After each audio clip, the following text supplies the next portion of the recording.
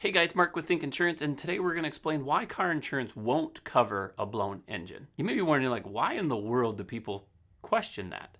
Well, it's actually a very good question because a lot of people don't understand the way that insurance works and that it's not meant for anything besides what they call sudden and incidental occurrences.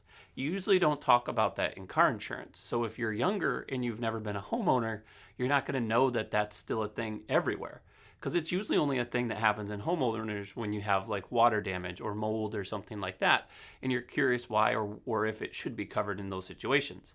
Well, same thing goes for car insurance. There's still sudden and incidental occurrences where that's not something that happened instantly. It does happen instantly in the occurrence, but it's something that is a bigger issue down the road.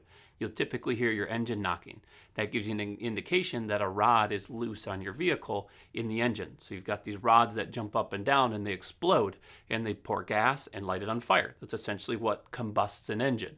Well, that turns the wheels. The more you put the gas pedal down, the quicker the engine goes, the quicker your tires go. That's the easy version of explaining how a car works. But the reason that that is happening is there's pins inside of those rods and they come loose over time. It's not supposed to happen because they're really solid. And I'm not an expert on this, but I believe they're steel and they're just forged in a way that they're not going to break. Forged in fire. So they're not supposed to break.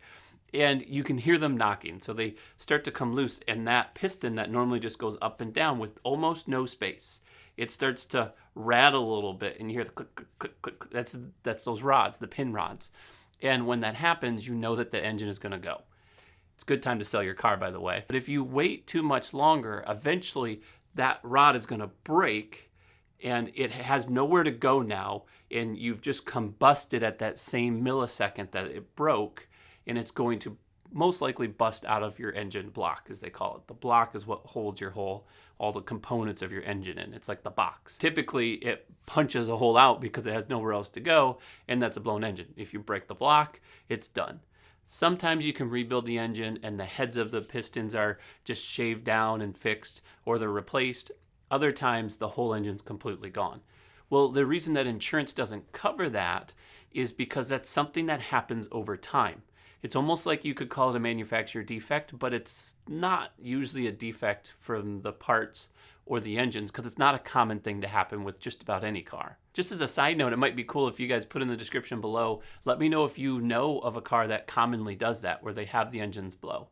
I know a lot of cars have typical defects, but I've never heard of one that has been that in-depth engine related. So the sudden and incidental part, the engine itself isn't covered. However, that doesn't change the fact that the liability portion is still there. So if the engine blows while you're going down the road and breaks, and you have to swerve off the road or you hit a car or something major happens, you've still got your liability limits that we're going to cover the other person. If you're in the state of Michigan, it's a no-fault state and you kind of go off on your own and you claim what's called PIP. If you're in most other states, you're going to have some sort of bodily injury limit, which is if you hurt somebody or multiple people in the other car, that coverage is to protect you for those incidences. That way you're not getting sued for any specific reason. And there you have it. Those are the main reasons that insurances don't cover a blown engine. It's not a common thing. It's not something that is a sudden and incidental. And it's also not something that's just flat out covered at all in a policy. That being said, unfortunately, it's just not something that is covered. If you're one of the people that had this happen to you, it's unfortunate. I apologize. It's one of those things that being a vehicle owner or an auto owner that you just have to move with. And if it happened to you, the only recommendation I can give you is don't cancel your policy now if you're going to buy a vehicle coming in the next week or two, because you want to make sure that you have a policy in force when you go to get a new policy or you go to add a vehicle on. When you have a lapse in coverage, I'll link the video up here that will go more into depth on why that's important not to have. Anyways, I'm Mark with Think Insurance. I will see you in the next one.